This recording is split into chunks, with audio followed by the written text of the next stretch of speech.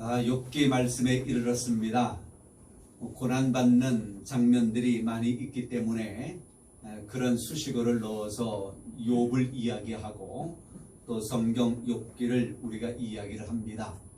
어떤 분들은 애매하게 또는 이유 없이 고난받은 사람으로 평가를 하기도 합니다만, 애매한 것도 아니고요, 이해하지 못할 것도 없습니다. 욥이 고난받은 것은 분명한 목적이 있기 때문에 그렇습니다. 욥기서가 42장까지 되어져 있는데요, 오늘 하루로 욥기 전체를 끝내려고 합니다. 그 욥기의 주제는 그렇습니다. 고난받는 것이 아니라요, 욥기의 주제는 우리 하나님께서 하나님의 거룩한 사람을 다루시는 목적이 무엇인가라고 하는 거예요. 오늘 다루신다라고 하는, 다루다라고 하는 단어를 말씀을 드렸습니다. 또 하나 중요한 단어를 후에 말씀을 드릴 것입니다. 기억하시기 바랍니다. 다룬다라고 하는 말, 또는 우리 편에서 보면 다루어진다라고 하는 이 말을 기억하셨으면 좋겠습니다. 국어사전식으로 보면 다루다라고 하는 말이 용도, 어떤 목적에 맞게 움직이거나 사용하는 것을 다루는 것으로 이야기를 합니다. 반대로 말하면 다루어지는 것으로 보면 움직여지고 사용되어지는 것이겠지요. 요즘 텔레비전을 보면 이러한 광고가 하나 있습니다. 아버지와 아들이 대장간에서 아버지가 쇠를 잡고 아들이 망치로 내려치면서 그 쇠로 뭔가를 만드는 장면이 나옵니다. 그 쇠는 대장장이에 의하여 다루어지는 것입니다. 뭉툭한, 어떤 면에서는 주먹처럼 둥그런 이러한 쇳덩어리가 뜨거운 불 속에 들어가고 대장장이의 손에 잡혀서 망치로 내려침을 당할 때에 그 둥그런 네모난 덩어리 같은 쇳덩어리는 호미가 되어지고 낫이 되어지고 칼이 되어지고 어떤 사람에게 쓰임받는 도구가 되어지지요. 그 쇳덩어리는 거기에 아무런 반항을 하지 않습니다. 생명이 없기 때문에 당연하지 뭐, 그렇게 이야기할지 모르겠어요. 그래요, 생명이 없습니다. 여하튼 그 쇳덩어리는 뜨거운 불 속에 들어가도 반항하지 않습니다. 대장장이에게 무거운 쇳덩어리의 그 쇠망치로 내려침을 수십 번, 수백 번, 수천 번 당한다 하여도 그 쇳덩어리는 반항하지 않습니다. 그래야 그 쇳덩어리는 아주 유용하게 쓰여지는 연장이 되어지고 어떠함이 되어지는 것이기 때문에 그렇습니다.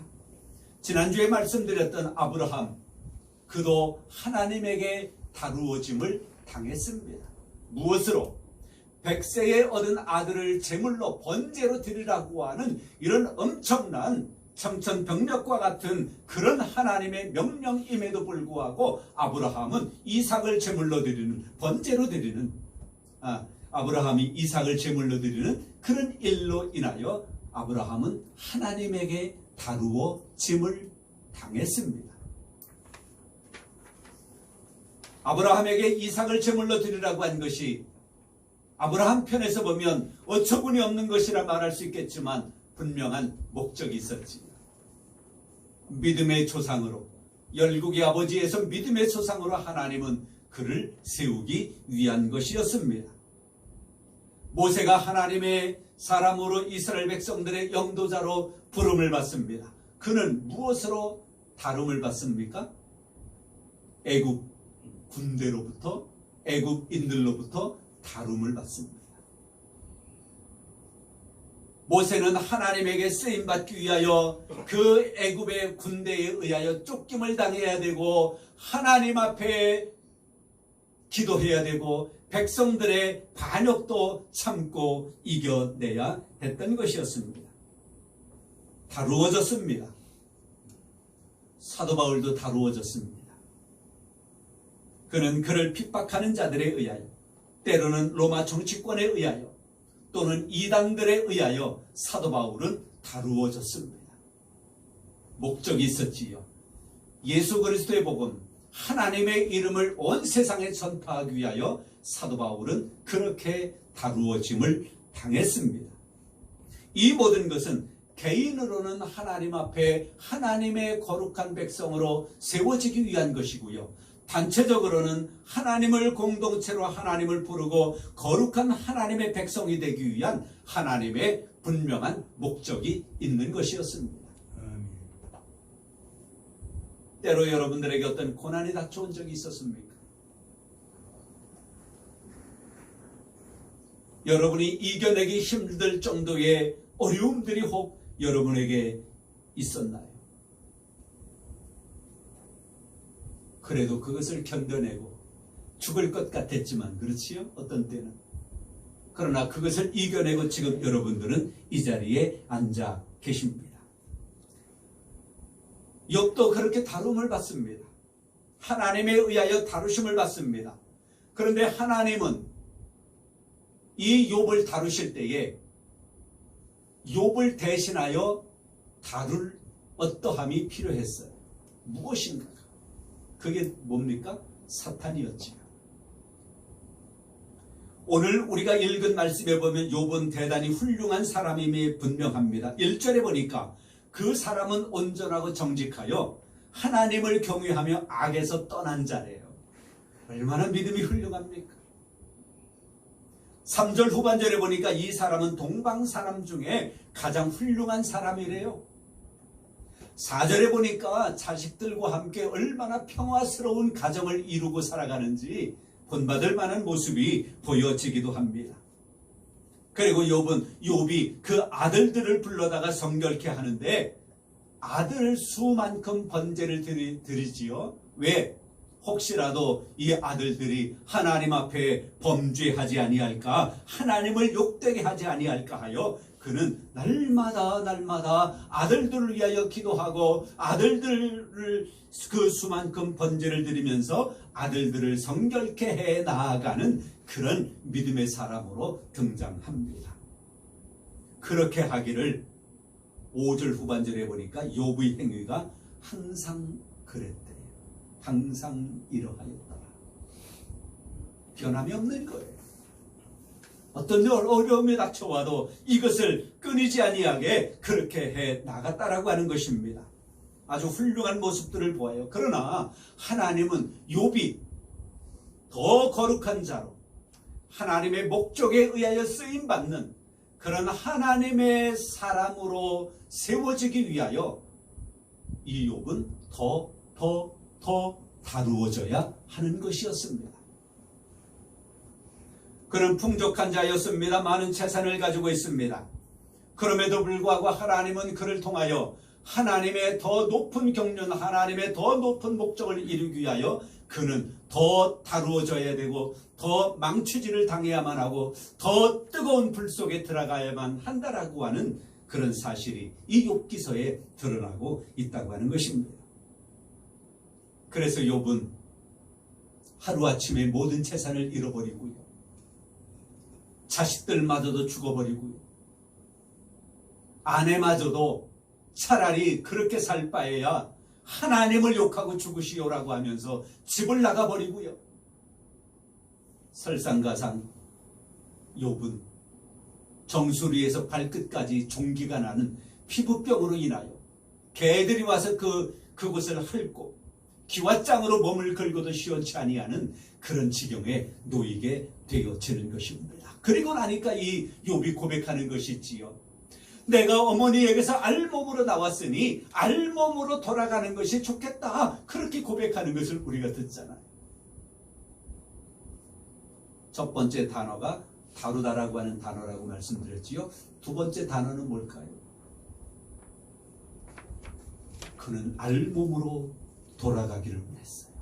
다 벗겨졌다라고 하는 것입니다. 온 몸이 다 벗겨졌고요, 그에게 있었던 모든 재산을 잃어버린 마찬가지로 벗겨짐이고요, 자식들이 죽어버린 것도 벗겨짐이고요, 그 아내가 차라리 하나님을 욕하고 죽으라고 하면서 집을 나가버린 것, 이 아내에 대한 것도 다 벗겨짐입니다. 알몸밖에 남지 아니한 거예요. 그런데 그 몸조차도 성한 몸이 아니고 온 몸이 종기로 피부병으로 그렇게 고통당하는 이런 지경에 놓이게 되었습니다.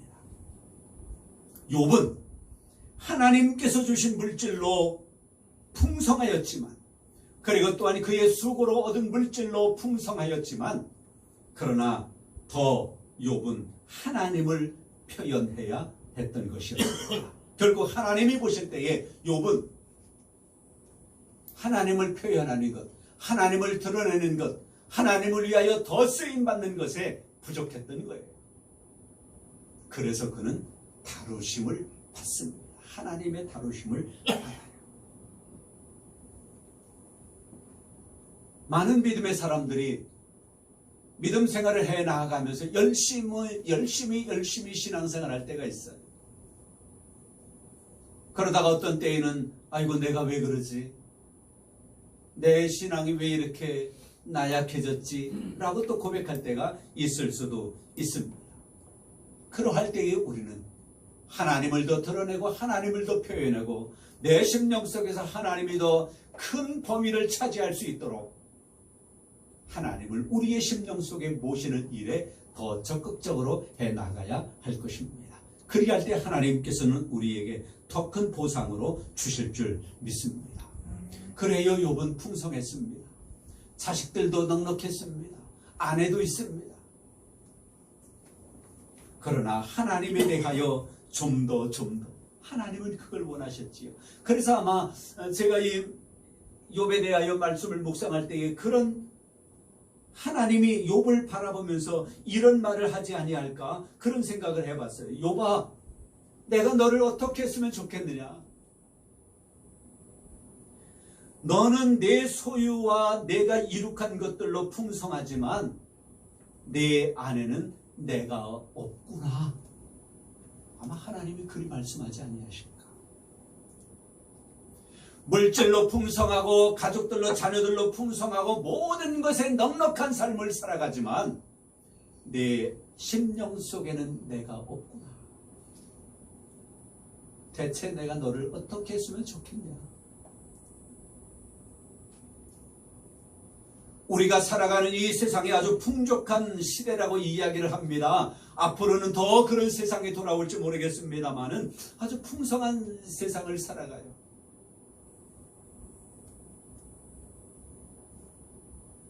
그런데 우리 안엔 하나님이 얼마만큼의 범위를 차지하고 계신지, 얼마만큼 우리가 하나님을 드러내고 하나님을 표현하고 하나님을 위하여 살아가는 하나님 제일주의로 살아가는 삶이 얼마나 되어지는지 우리 자신을 돌아보아야 할 것입니다.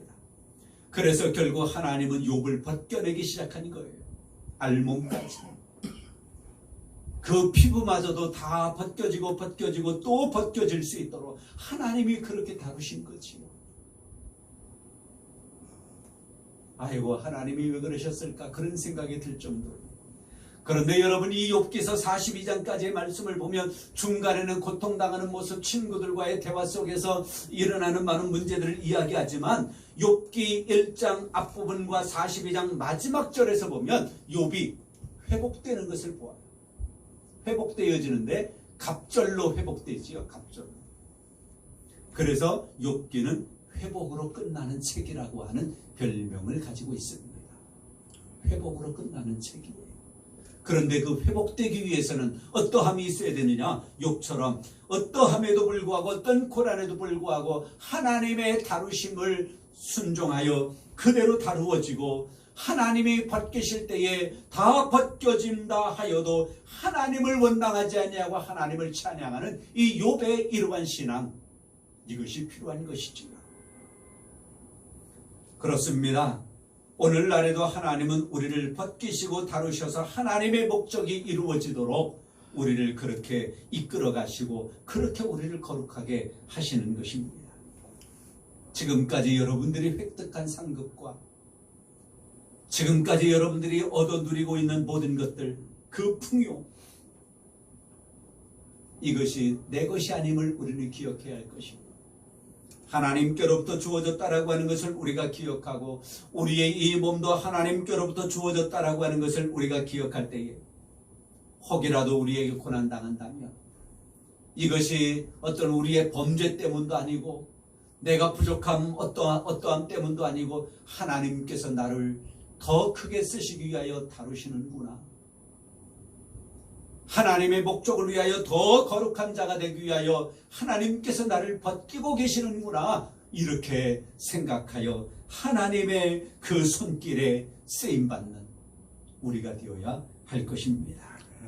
그렇게 다룸을 당하고 그렇게 벗겨질 때에 결국 우리는 이 욥기서의 회복으로 끝나는 책이라고 하는 이 별명처럼 그대로 회복되어지고 갑절의 복을 받았던 것처럼 회복의 보상, 갑절의 복, 하나님께 영광 돌리는 일들이 우리에게 더 많아지게 되어질 줄 믿습니다.